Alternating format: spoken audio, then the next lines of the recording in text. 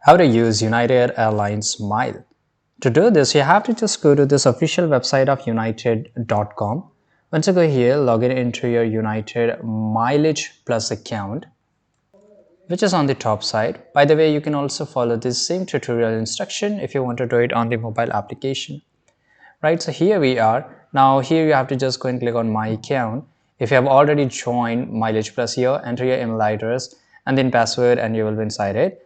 Now here it will show all these Mileage Plus you have with you, and then you can just go and click on use miles to see options like flight and hotel booking, shopping, gift card, and flight upgrades. To book a flight, here you have to just go and you can book from the here, or you can just in my mileage plus option from there too.